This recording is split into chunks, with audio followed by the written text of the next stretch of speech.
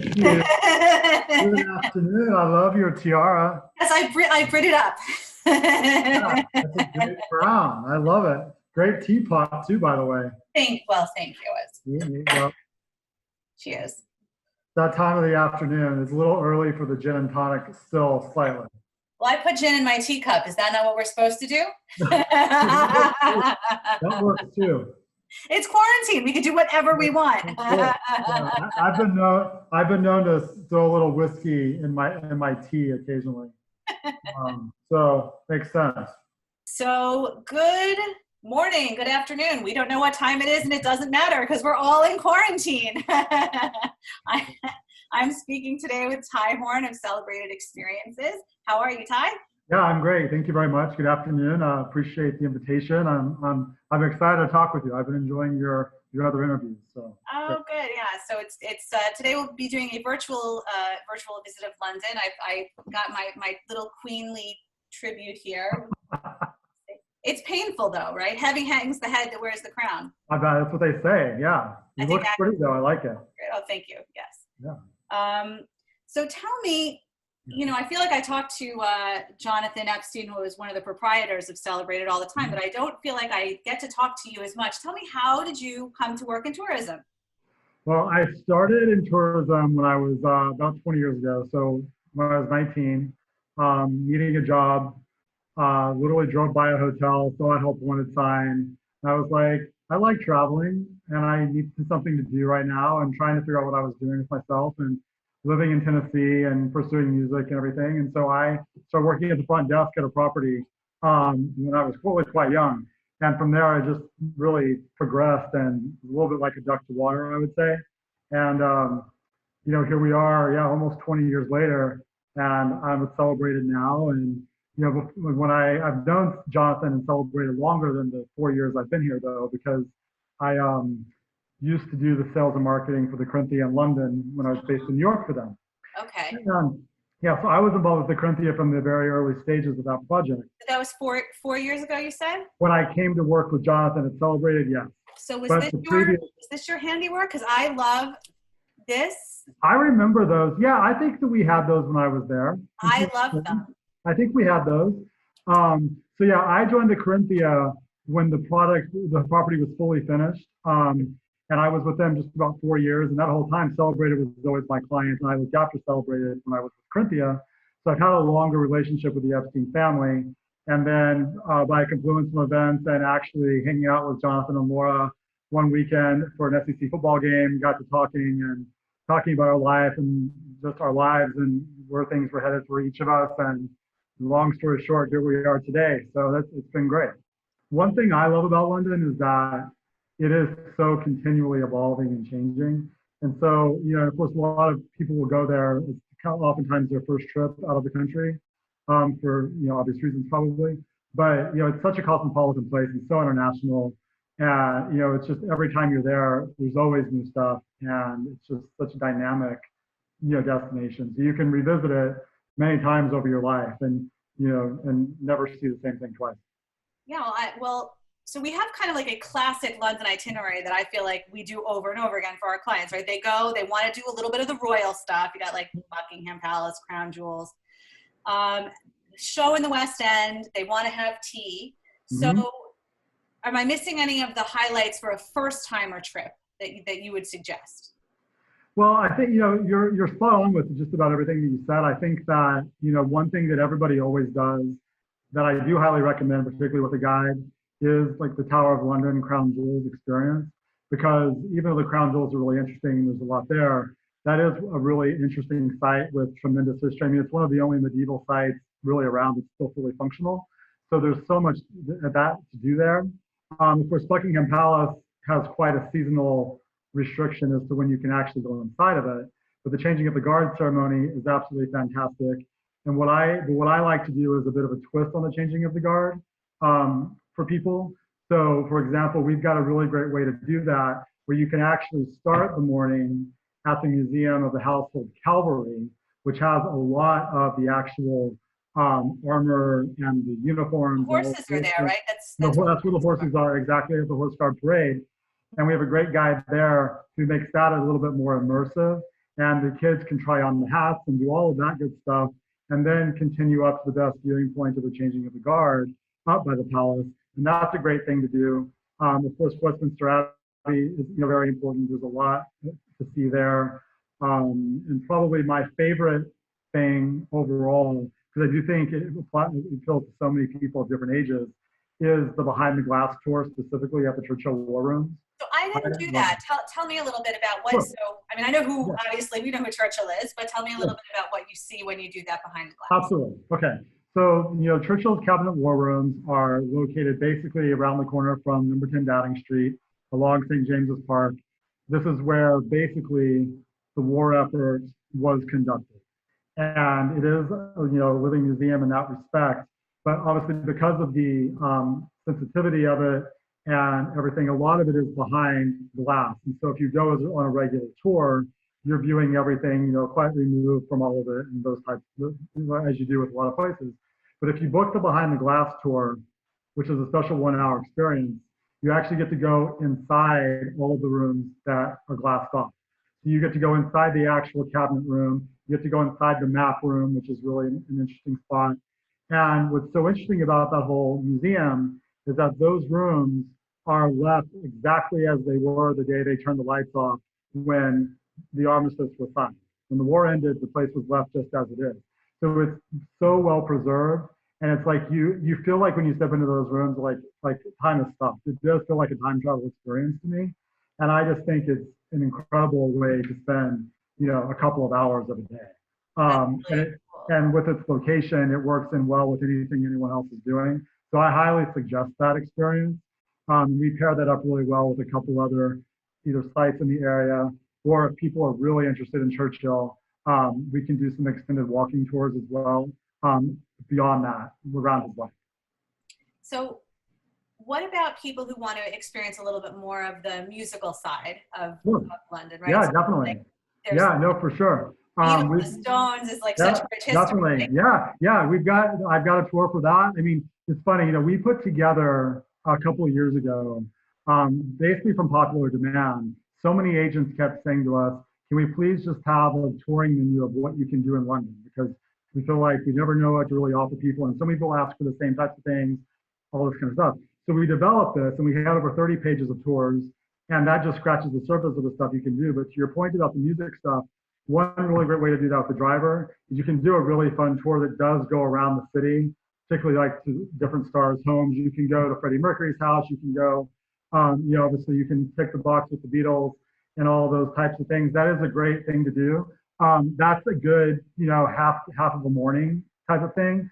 And because of where some of those sites are, it does work well also with visiting, even some markets and doing a little bit of shopping and having a little bit more of that side of London. You can pair some of those things up, or you can just go full tilt and, be totally focused on Bob Marley and, all of that good stuff too. But there's a lot of flexibility with those types of experiences for sure. And then even, with even first time people, because I feel like people have gotten more aware of what's available in London outside of the real heart of the tourist core, are things like going over into East London to Shoreditch, which is a great neighborhood now, which is really gentrified and has a lot of history, but is also a great place with funky stores, great market area, great food options. And I'd say it's a little bit more of the Brooklyn sort of side of London in a way. That's pretty cool. And speaking of things that take a whole half day, everybody wants to do Harry Potter. I mean, that's sure. Yeah. I have people that are planning to go just to do that. Oh yeah, I'll tell you. Actually, I start out just about every conversation about a trip to London with, "Are they Harry Potter fans?" Because I have found that if I don't ask the question, I find out after the fact, and I end up having to revise an itinerary. So I like to find out up front, because if you're interested in Harry Potter, there's some really cool things to do with that as well. So one, everybody always wants to go to the studios, which are just outside the city, the Warner Brothers studios. And that's awesome. And that's a great thing to do. And that alone, you'll dedicate half a day towards experiencing.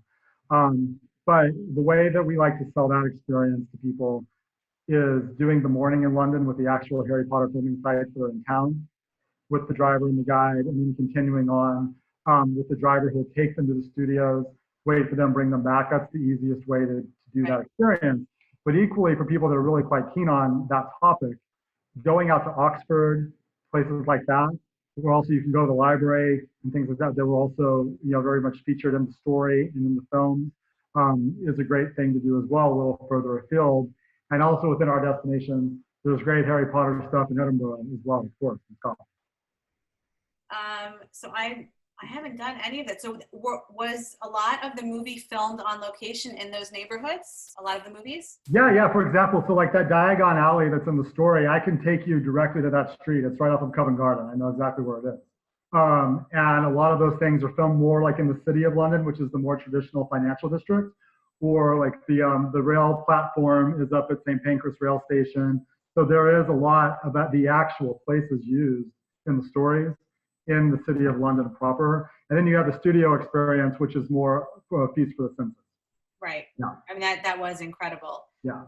All right. So we've covered, I feel like, a lot of the staples of what people do. And then, here's a good question for you. Are you a Harrods person or a Fortnum and Mason person? Can I offer a third option? I'm a big fan of Selfridges. Okay.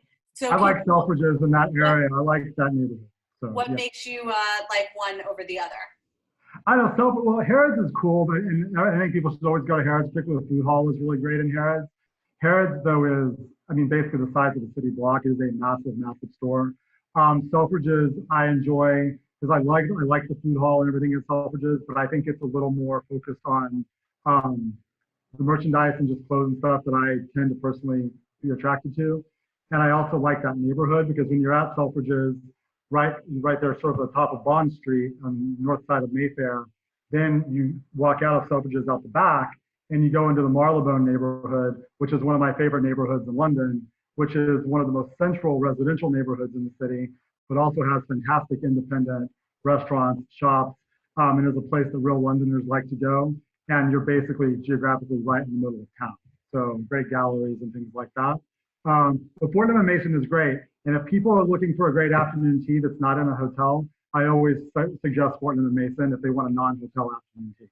I was just going to get to tea. So I'm trying to hit my super touristy highlights, and then I'm going to let you get your local. I know there's going to be local things that you want to tell me about, but so now we've done the Royals, and we've seen Harry Potter, that is, both Harrys. And we've done a little shopping. And now it's going to be tea time. So the hotels certainly have tea, but there's a lot of newer and funkier, fun teas out there, like Sketch and of all those new fun teas. What are you seeing people enjoy? Sketch is probably the most requested. Definitely, people really enjoy Sketch. Fortnum & Mason is very popular as well. Those would be the two main ones. I would say, within our collection of hotels in London that we work with, because we work with just over 25 hotels in London with Celebrated. I think we've got some of the best afternoon teas in some of our properties. One of the classics mainstays that is consistently so excellent is the tea they do at Brown's. Is absolutely fantastic. The Milestone does a great tea. The Goring, Corinthia's tea is fabulous. Beautiful, beautiful tea there. Rosewood has a great tea. People really like they don't call it explicitly this, but the tea that's themed after Alice in Wonderland at the Taj 51 Buckingham Gate is very popular as well. Yes, I've seen the Willy Wonka one as well someplace. Yeah, that's at One Aldwych. Yeah, that's one of our properties as well. The Willy Wonka tea is very popular. And then another neat one is what they actually do at the Kensington Hotel in West London. And that one does alternate a bit, but that's a really good tea as well. It's a London landmark tea that they have. All the cakes are after London landmarks, so it's a neat experience too. Yeah. Well, but locals aren't having high tea on a regular basis, well, are they? They say that, but you know what? The tea at every property seems to be sold out every day, so it's got to be some local people having tea for sure. It's I personally, I think those who know me well know that I probably wouldn't spend my own personal time for 2 hours of afternoon tea.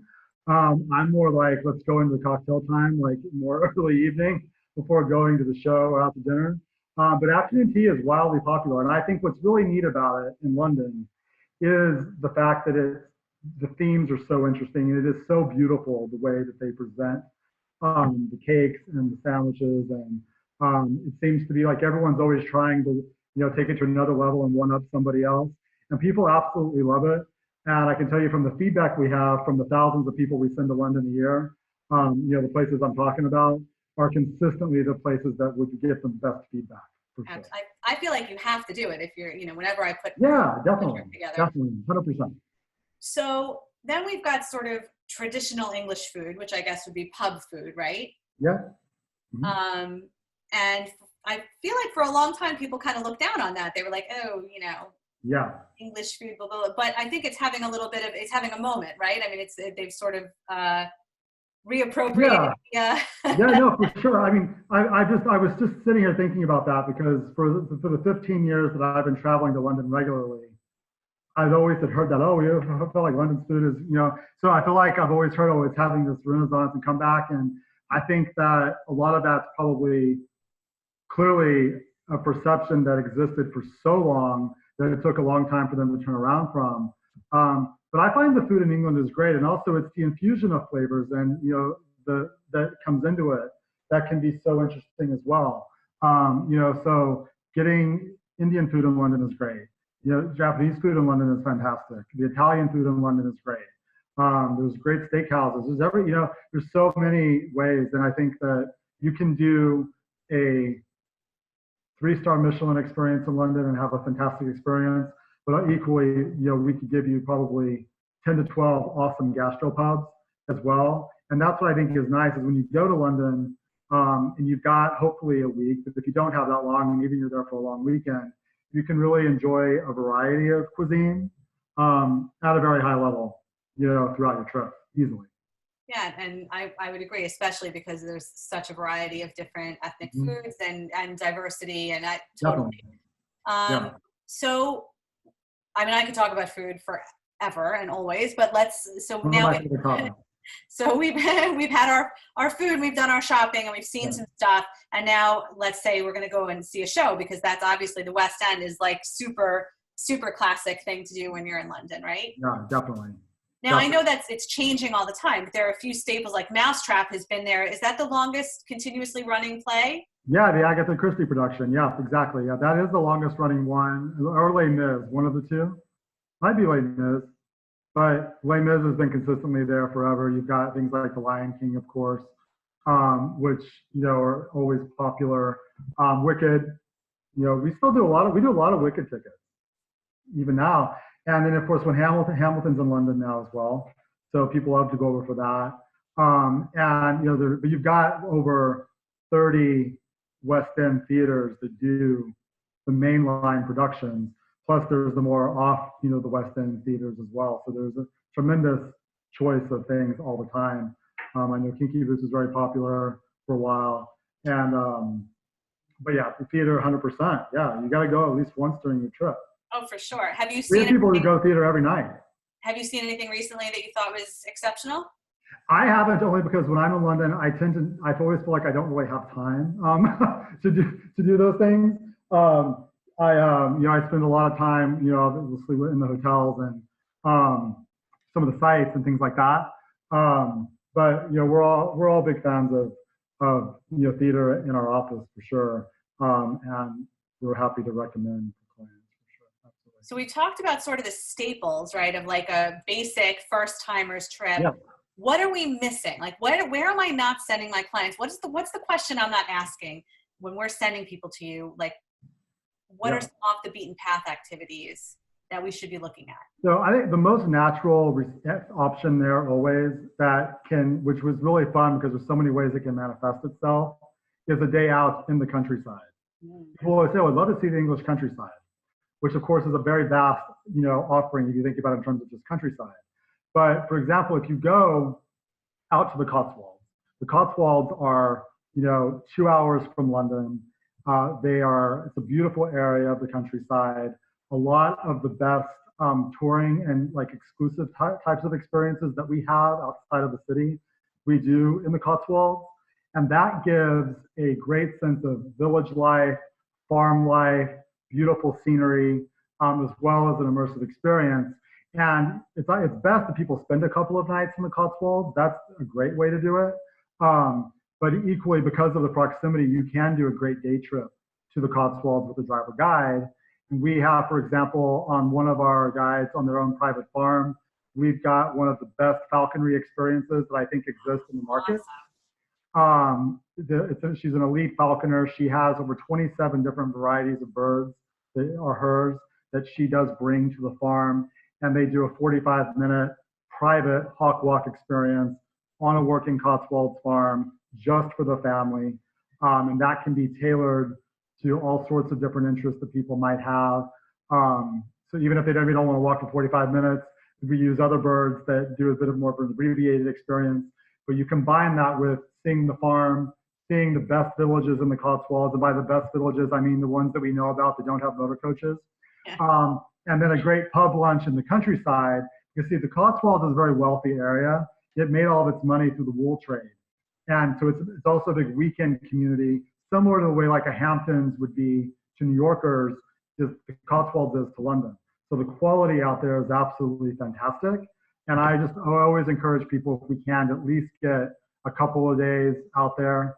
But if nothing else, at least one really good day, getting a sense of the English farms in the countryside.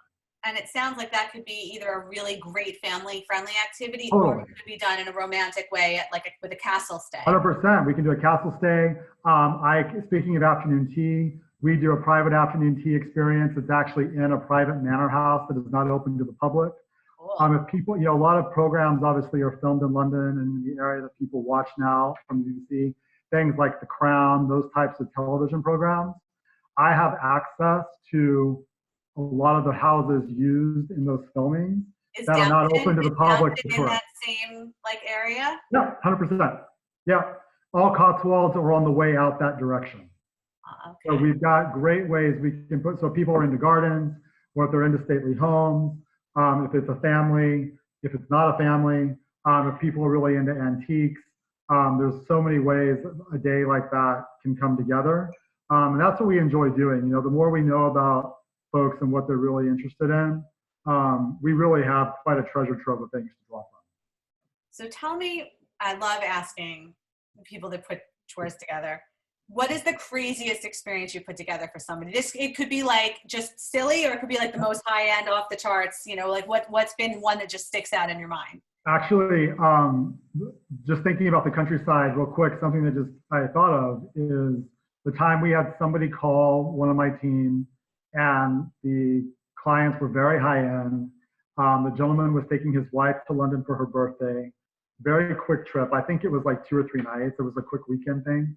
But they really wanted to get inside the inner circle of Stonehenge without anybody else there. Is that like a tourist site that there's just so many people there all the time? Yeah. So Stonehenge is the big popular Neolithic site with the stones that everyone wants to go to, and very busy site. And there's a way to do the inner circle, but only in a small group. You don't do it just for yourselves. The only people I know of that had ever been done for before were the Obamas. That was it. But this man was dead set on there must be a way to get this done. So Kirsty Hoskins from our team, who is fantastic and I work very closely with, she managed to get that done through a series of special circumstances and some interesting phone calls and connections that were made. And through virtue of a very nice donation that the man was willing to make to English Heritage, it happened, and they flew down there in a helicopter and had it just for themselves. That's incredible. We got it done, and like I say, that isn't something that you do every day, because it doesn't even really have a price tag. You know what I mean? And it's certainly not something that you can get without having access to somebody Celebrated. And then there was the other instance where unfortunately we weren't able to make this happen, but someone, I swear, rang up and literally called as serious as can be and said, I would like to know what I have to do to have afternoon tea with the Queen at Buckingham Palace. And she was dead serious that it was possible. That is not something we have managed to organize yet, but we did get the Stonehenge thing done. So So what is a night out on the town when you're in London? What are your personal, like, you're not a tourist, I'm not sending a client. Yeah, It's just like, what 100%. does a night out with my friend Ty look like? Yeah, okay. So, well, for me, it's always going to have a couple of things pretty consistent. So, one, I do love to go to really great cocktail bars, usually, and in a hotel is great if it's in a hotel, but equally, it can be not in a hotel at all. I love a good pre dinner drink before going for dinner. I have a few restaurant mainstays in London that I really enjoy personally. One of those, which I always talk about, but it's just such a great restaurant. And if people are there for a number of days, they should check out. It's called Fiona's with two F's. It is one of the best restaurants in the city, and it's just a really accessible place and really enjoyable, proprietor-owned, operated, amazing restaurant that I'm a big fan of. And then there's some other really places. I actually really like to go out for sushi in London. I do think the sushi in London is great. And I'm somebody who could eat sushi every day, so that's always good for me. And then if it's a good night out for me, there is definitely going to be clubbing involved in like Soho or Shoreditch or something as well. So that's that's the after hours crowd. I like that. I'm a little old for after hours, but I remember back in the day. Yeah. So yeah, but it's fun. In a place like London, you just go where the evening takes you as well. So it's good. Very cool. Yeah. All right. Well, where are you planning to go when this whole crazy travel ban is lifted? What's your first destination of choice? Oh wow! Actually, I still have every intention of being in Italy in July. That's my hope. Is that I'll be able to be in Italy in July. Where are you supposed to go? Where in Italy are you going? Well, the intention originally was I was going to go to Milan and to the lakes and then down to Rome, because I haven't been over properly around Italy to see some of the hotels we've added in the past couple of years. So I wanted to do that, and I've still got that on the calendar for July, but it's not ticketed. So we'll see. But that's my intention. And then I do plan to also spend a good amount of time in England in the fall as well this year, hopefully. And just like everyone else, we're really just waiting for more clarity about, when we can go again and when we're going to have more options of flights. And, it's a little tough to book much at the moment because everyone's so restricted. But that's the plan. But the other thing I'm planning to do domestically is I do have a big, I'm excited. I have a backpacking trip in the Adirondacks planned. Oh my goodness. That I'm doing solo for a few days. And I intend for that to occur as well, so long as Delta is still flying to Albany. I mean, that's very impressive to me. I'm not much of an outdoors person. We were in Rwanda in March. And so, but like the gorilla trekking, I like about halfway through, both myself and Deborah, director, were like, I don't know if we're going to make it. I will tell you, Rebecca, the gorillas in Rwanda and Uganda, if I was going to name 5 things in the world I'd really like to do, that is one of the 5 things. I love y'all's trip. It showcased it so well. It was an amazing, very, very lucky, and it was an amazing trip.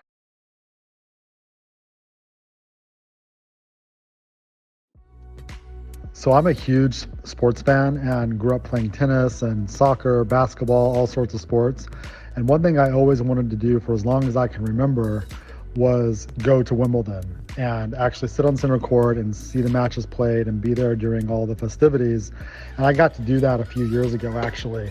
And I would say it is one thing in life that was even better than I had hoped it would be. I just loved my day there.